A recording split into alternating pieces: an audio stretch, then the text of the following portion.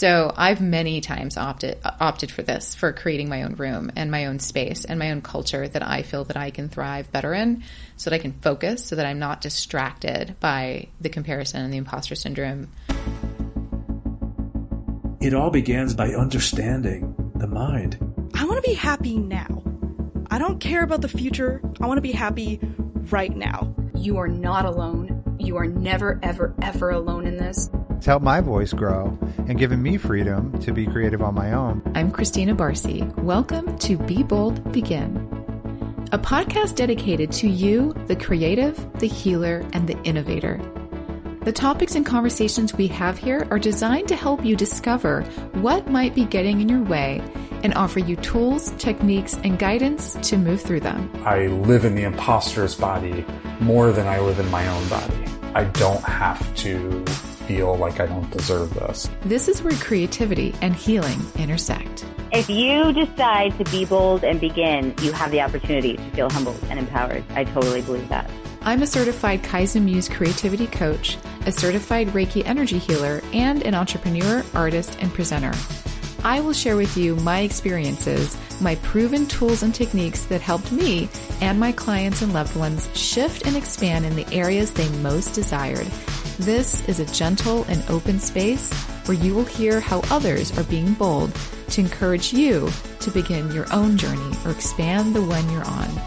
This is Be Bold Begin. Hi, welcome back. This is Barcy, your host, and I want to start today by sharing that whatever you're feeling today, wherever you are in your process, is okay. I'm starting this way because our mental health is very important to not just our well-being, but our ability to live the lives that we want to live and to participate in the things that will keep us moving forward. But we can't do any of that if we aren't taking care of our mental health. And there's a lot we can unpack about that during this time and space that we're all experiencing together right now. This series is about abundance and bringing the things that feel really good to you, that feel freeing and fulfilling into your life experience. But we have to include our mental health into that practice. I am not a mental health professional, so everything I share today is based on my beliefs, my observations, and my experiences. So there have been some people who I care about in my life who are connected to my business that are having some very difficult times right now when it comes to this. And it's showing me how fragile our lives are, how much we need each other, how much there is to be grateful for, and how it is the most important thing to put our well-being first. So, listening to ourselves. We need to listen to ourselves to make room to notice when things are starting to not feel good, to listen to our bodies, and then to seek help when we need it. We all need help at different times. And then there are times when we are the help someone else needs. Sometimes it's both. You can need help and be able to help someone at the same time. Both can exist. Both can be true. You can be doing great at one thing and then need help at another. And I know we all struggle with asking for help. I know I do. But I think it's hard not to acknowledge that we all collectively went through a traumatic time for the past few years, and we all went into that experience from different states of being, different skill sets, different capabilities, different circumstances. So now that some time has passed and this moment isn't over, we're all kind of still having to deal with all of this. We're having to continue to shift how we take care of ourselves, continue to figure out how we create our lives and how we are going to make choices for ourselves. And I have to say, I don't believe it's the same. It's not the same as it was before. There's just more to factor in. And that's okay. We are all changed from this experience, and we are all in need of some support. I'm noticing this in the people in my life, in the people that I work with and friends and everything, you know, we are experiencing something, and it's hard to have a bird's eye view often with this kind of stuff. So I'm noticing it, and I'm noticing how it's affecting me as well. So I started up this podcast again on March 19th, 2020, just 4 days after the shutdown was announced here in the United States, to create a place where we could go to find support and to hear each other's stories, to have a place where people could come as guests and share their experiences in a way that maybe they haven't before. And I do believe it's really grown into that, and it's really become that safe space for me too, and a place for me to learn and grow my message and my process. So I truly thank you for being a part of this with me. I've seen my audience grow with me through this time, and it's very encouraging, and it allows me to keep going. So thank you for being here.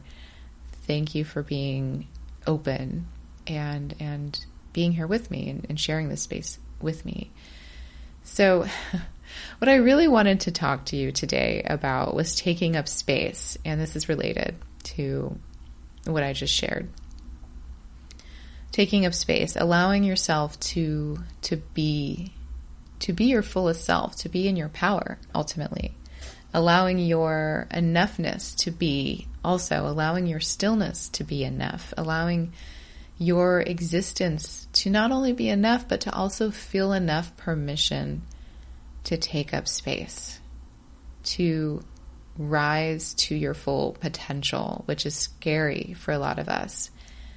I don't remember who said it. I think it's actually a guest coming on one of the shows that I'm working on, that I work with. And he had a TED Talk, and he opens up with this statement about how we think that what we fear the most is our failures, but really we are all fearing our potential for success, what that brings, right? All of the things that can bring. So taking up space there's so much to consider, there's so many feelings that come with that. There's so many feelings when we want to shift into something that we think we want to live bigger in this bigger way.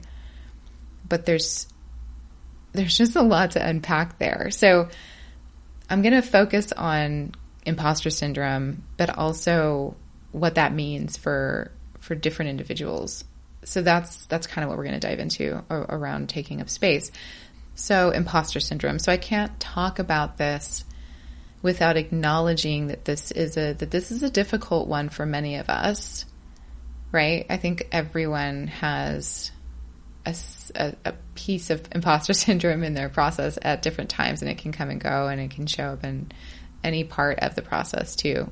Speaking of success, I've seen some of my most successful people that are in my life or that I have come in contact with, and the thing they talk about the most is their imposter syndrome. It's really interesting. So one thing though to acknowledge about this is that everyone has it. Everyone has experienced it, but it's especially difficult for those of us who are women and historically underrepresented people. And that can be, the Black community, Latinx, LGBTQ plus communities, anyone who feels underrepresented. So, and women, I'm a woman. I'm a white woman, but I am a woman. So we have been shown and taught how not to take up space. That's kind of what society is telling us, subconsciously or consciously, depending. So we might experience more imposter syndrome than someone who doesn't fall into these categories. I think this needs acknowledging in more places, so I'm talking about it. Because when I have a better understanding of the whole picture as to why I might be having an experience or why something might feel a certain way to me, I have an easier path to healing it, or at least a place to begin, a starting point. So I believe the gateway to imposter syndrome is comparison, when you compare yourself to someone, right? And if we can begin to understand that comparison is never a fair game, it's never apples to apples, even when it seemingly might look similar, it isn't. There are nuances and there are things that that person's life has in it, right? Like they have their own experiences and you have your own experiences. I really don't think anyone is identical enough to compare themselves in this way. Now, I'm not going to talk about this for very long because it's a little off topic. I'm assuming you understand this already. But competition or being in a competitive space is a healthy comparison, right? That's a healthy version of that if you're allowing yourself to have a healthy sense of competitiveness. So that's not what I'm talking about right now. I'm talking about when we go into a conference space with other colleagues and we're comparing our success with theirs and feeling like we're less than. That's what I mean by comparison, which leads to that imposter feeling. Okay, so what I do believe, though, is that when we can start to see where the experiences differ, where we are on our own paths and where we are maybe trying to achieve similar things, and maybe we even have a lot in common or a lot of similarities. But when we can start to see where our journeys are slightly different enough to the point where we're going to have different outcomes in some of those nuanced areas, then we can start to feel less like an imposter. We can start to let go of that feeling a little bit when doing the things that we are essentially already doing. Like, if you think about it, you can't be an imposter in a room you aren't already in. You can't be an imposter in a room you aren't already in. So if you're in the room, like if you've made it to the room, if you've made it to the room where there's someone you can look at that you're comparing yourself to because you're seeing, you think you're apples to apples, right? You think there's a lot of similarities and you think their success is better than yours. You're already there. You're not the imposter because you're already in the room playing the game, right? Like doing what needs to get done to get into the room, if that makes sense. So that means that you deserve to be there, that you've done things that allowed you in, that you found a way into the room, therefore you deserve to be there. So, and I'm not talking about people who've like snuck their way in or, of course there's all of those nuanced things that can happen, but I'm talking about you've done the work, you're in the room, and you deserve to be there. And if there are people who are going out of their way to make you feel like the imposter or are comparing themselves to you or questioning why you're there, things like that, it does happen. It happens a lot, actually. Then that may be because they're threatened, they're mirroring and deflecting their own insecurities onto you. And that does not make it okay. It's just an explanation of what might be happening. And you also get to then decide if you want to keep hanging out in this room or if you want to create your own room. And I say that, but I do know that sometimes we don't have that choice in a given space or time. Sometimes we have to go into this room before we have time to go create our own. But that's information too, right? You go into a space maybe enough times to where you're like, I don't like this. This needs to change. But it's like an uphill battle to change it from just being there. And sometimes it's easier and or maybe better for your health, speaking of mental health, to spend less time in that room and go create your own and then invite people into it and literally like create a new culture.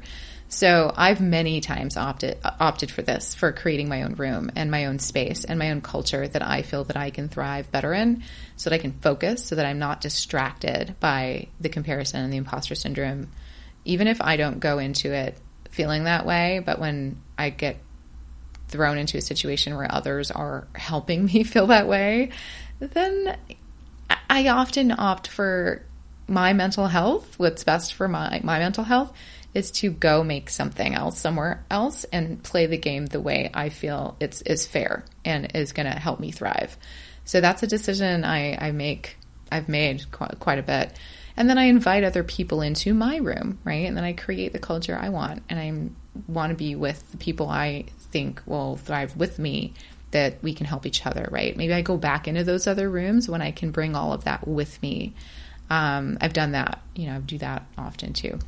So that's how I've decided to do it in many cases, and to look for those allies to bring with me. And sometimes I've decided instead, I've done this too, to challenge the rooms if I feel comfortable enough by my presence, by being there. Sometimes just being there is a challenge, is challenging someone else, right? And then sometimes I deliberately ask the host, why am I the only one like me here? How might have that happened? And how can we change it? And again, to be fair, I do present as a white woman, so I have less adversity working against me than many others. And I still feel very uncomfortable when I'm in a white-only room or a white male-only room. Really in only any room. I don't feel very comfortable when there's just a lack of diversity in the rooms I'm in. I don't like that. So there are many layers to our potential imposter syndrome that can come up. And I feel like I haven't talked about it from this perspective yet in this space that I've created here. And I feel like I haven't seen this addressed a lot in other mental health spaces or other spaces that might feel like mine in more mainstream areas too. So I'm talking about it now from this perspective. It's a big part of the story, and it has to be addressed when we talk about comparison and imposter syndrome and taking up space, because that's just part of the real world. I can hypothetically share tools with you, all day, which I do here a lot. I share tools here, but if they don't really apply because there's all of this other stuff that's stacked up that we need to address first, then those tools aren't going to be as effective. So that's just how I'm feeling about this topic right now. And I think it's worth discussing and sharing. So all of that said, we all still deserve to live to our potential and serve our purposes despite all of that. But it's kind of freeing to know or to acknowledge and accept that the pathway might require more energy. It might require more healing. It might require more acknowledging, more letting go, more self-permission, more creativity, more community building, more fill in the blank, right? There just might be more to do than some of our counterparts that aren't facing as much adversity. So I'm talking about it from this perspective because one, there are more reasons. I am personally burnt out on a lot of these societal norms and stories. I'm so burnt out on it. And two, the fact is that this stuff has a huge, huge influence on our mental health and our wellness. And quite frankly, I'm an empath, and I am getting very exhausted energetically by what we're all experiencing, meaning this COVID situation. And so all of these other things become more difficult. They become more taxing. And because I'm an empath, I'm feeling it pretty big, pretty largely right now. And I'm watching and I'm observing and I'm seeing others in my life that I care about and that I want to succeed and lift up, and they are having to address things that they have to look at first. They can't get to the thrive part because they're dealing with the survival part, because this is the kind of stuff that can put you into a survival place. And acknowledging that is a factor in how we navigate and how we make choices and how we try to thrive and how we try to take control of our experience, I do believe deserves acknowledgement, because then we can start to work with it. We can start to move through this stuff and create togetherness and take up space as a collective, because that is also a form of abundance. So we can still do all of the things we want to do. I think it just helps to know everything that's going on plays a part. And when we can acknowledge and see it, then we can kind of go on, like move past it and work with it and get back to what we're trying to do. I I really do believe the more we can be aware of the realities around how we move through the world, the more we can own our journeys and start making those choices that can maximize our potential as individuals and as part of society. So this kind of cultural change, right? That's bigger, right? Cultural change. That also starts with the inner work. It has to come from a sound place so you can show up in your purpose, so you can take up space, so you can focus on you and your gifts, so you can then confidently share your message and gifts with the world. And as I always say, it starts with awareness.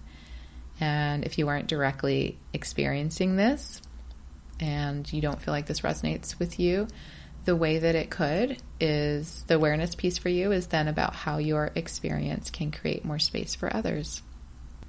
It's important. You're important. Your experience is important. So today I'm offering you a moment to acknowledge your experience, and to surrender to where you are in this moment, and to be present in it, and to then ask yourself, what do I need right now? What do I want? What can I do? What do I need to do to take that first step or that next step in order to keep going? Because we need you. We need your brilliance. So thank you again for being here. And please share this with anyone who you think might need it. Thank you for listening to People Begin. We hope that these episodes are helping inspire and empower you to take your next steps towards whatever you're thinking of creating.